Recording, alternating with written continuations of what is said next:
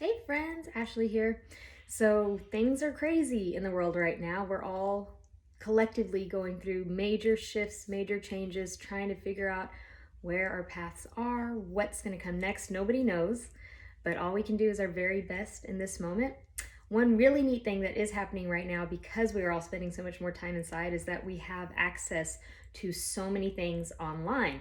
All of the movies are available, everything is live streaming, and a lot of yoga and meditation is currently available, which is fantastic. It opens up the world of yoga to so many more people who are stuck at home and know that they have to have some kind of outlet during these very stressful times.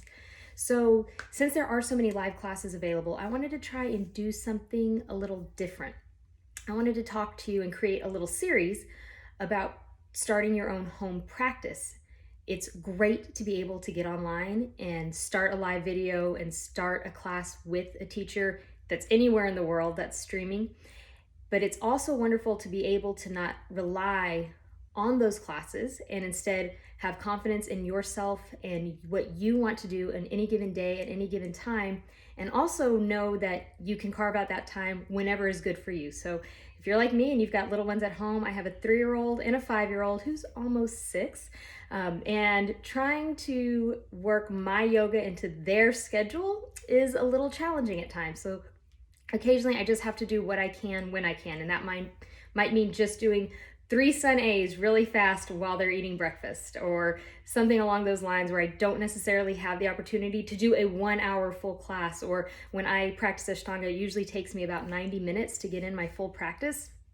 And I've got to be honest, I have not had 90 minutes lately. So I have done very reduced versions of what I'd like to be doing. But as long as I'm moving, I'm breathing, I'm staying centered for at least some portion of time during the day, I definitely feel better. I'm hoping that at some point I'll be able to find a way to lengthen my practice a little more and create more of a schedule. But we're all trying to find our groove right now. And as we stumble forward, that's okay. I have no expectations that things are going to look or be perfect at any point during this grand social experiment, but I am going to do my best and do my best as far as schooling my kids and things like that. We're probably going to be doing more unschooling than actual schooling because I'm not a teacher and I'm just going to do what I can on any given day. But back to yoga.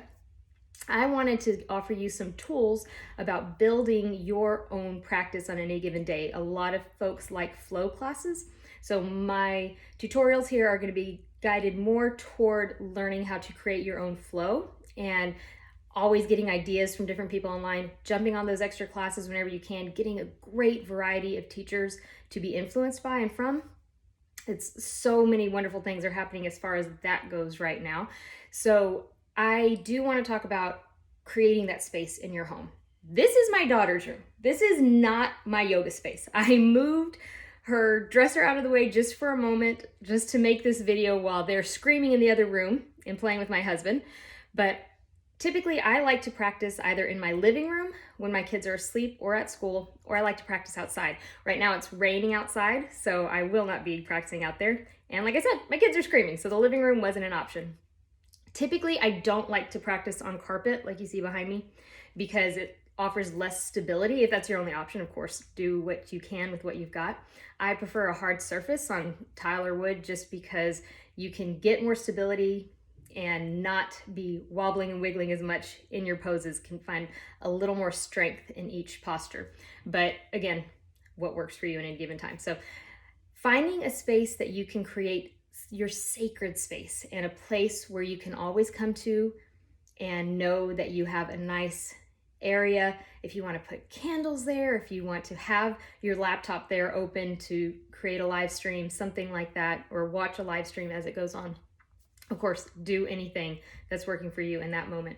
But finding that one spot where every time you sit on your mat, right there, you can just breathe, settle in, feel almost instantly focused. And then coming into that, what I like to do at the beginning of any practice of mine is start just by settling in, by either sitting down, lying down, getting in child's pose, whatever position is comfortable at that time that I'm feeling, taking a few minutes to just close my eyes, take some full, deep breaths, not necessarily a full meditation, but those moments of just really settling in, finding yourself present right here in this moment. To me, that's super important in my practice. So I will always take at least 3 to 5 minutes to just sit there and breathe. Depending on what kind of practice I'm doing, I typically use Ujjayi breath. You can also use Durga Pranayama, so a 3-part breath where you inhale, just fill your belly, move your breath up to your ribs, roll it all the way up to the tops of your collarbones, and then roll it back down. A full, large, slow breath, trying to keep your inhalations and exhalations equal length. I typically do, no matter what speed I'm flowing at, I like to use my Ujjayi breath, so squeezing and pulling in your pelvic floor, pulling your belly button tight to your spine, trying to keep those 2 energetic locks engaged throughout your practice. Deep, full breaths in and out through the nose, constricting the back of your throat.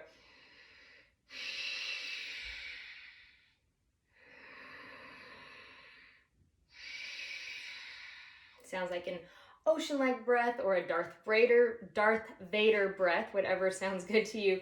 But trying to find that almost sounds like a labored breathing, but it's a strong breath and it allows you to really create that heat and energy within. So taking a few minutes just to sit and settle, and then starting to connect to your breath. So I, again, will typically choose Ujjayi, and I will just start breathing. And after a few minutes of sitting and breathing, I'll start moving, just connecting breath and movement. So mostly what we're going to talk about in this particular video, and again, I'm going to try to do a series, do more videos. I want to talk about those first few minutes of just warming up your body and connecting to your breath. So what are some different options? Everybody doesn't want to do always the same practice every day, which you could. I mean, that's Ashtanga really, and you can find so much relaxation in not having to plan and just knowing where you're going, knowing what you're doing, and being able to stop thinking and just feeling the practice. But if you like variety, if you need to change things up, I'm going to start with 3 different ways to begin warming up your body. So we can start sitting, we can start lying down, we can start in child's pose. Let's start with sitting first. So I'm going to get a little more on my mat.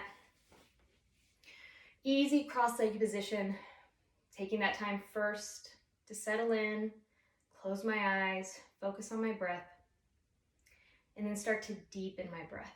I'm going back to my Ujjayi. I'm engaging my pelvic floor, lifting everything in and up. Same with the belly button, in and up, trying to stay locked and engaged right here.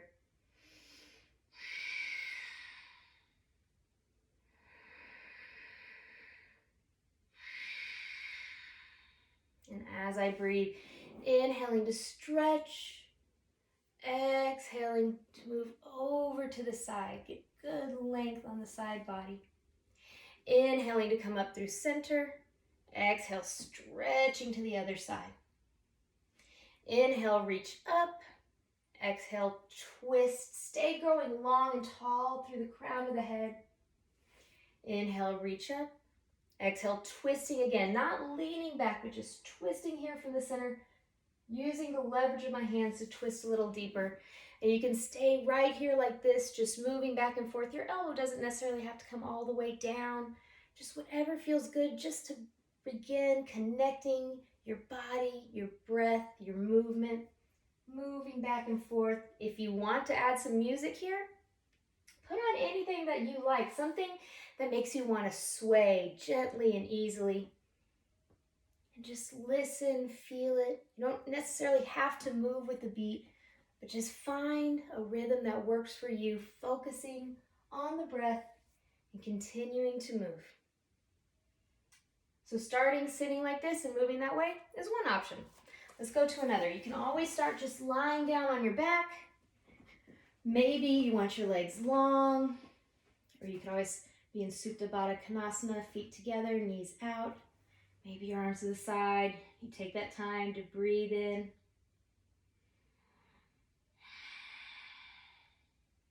Then you can inhale, bring the soles of the feet to the mat, knees up.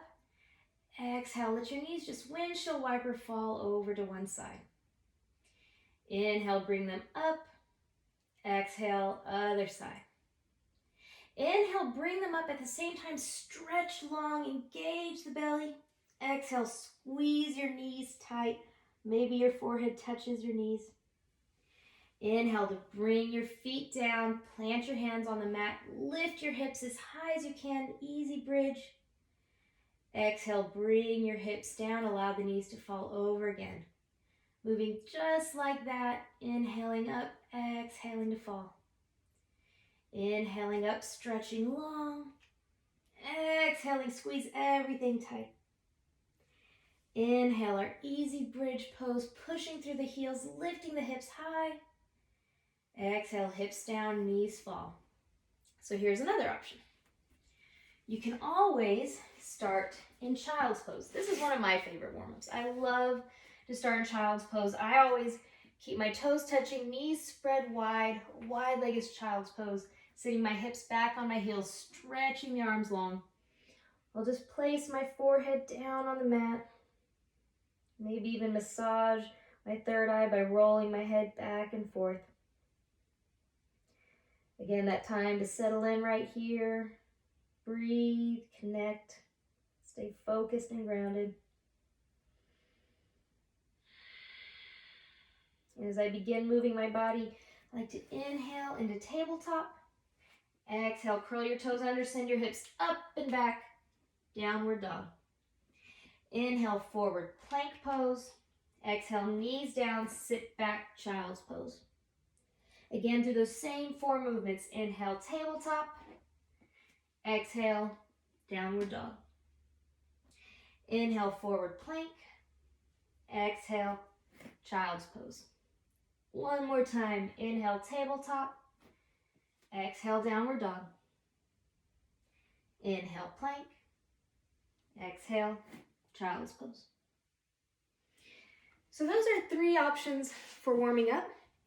Just connecting your breath, your movement, your body. Again, establishing the place in your home where you want to practice. Maybe you add in some music, whatever sounds good to you. It doesn't have to be anything. Choosing the breath you want to work with and choosing your pace. It doesn't have to be fast. It doesn't have to be slow. It can be anywhere in between. It can be different from day to day, whatever works for you. And keep joining in these live streams. Keep staying with all these amazing teachers from all over the world that are offering so many fantastic classes. This is a great opportunity for everybody to be exposed to so many new teachers, new ideas, new thoughts. And then also, I hope you stay here with me with this series and start to build your home practice however looks and feels good for you. That doesn't necessarily rely on somebody else, but that you can make whatever you need at any time. I wish you love, wellness, and happiness, and I'll see you soon. Namaste.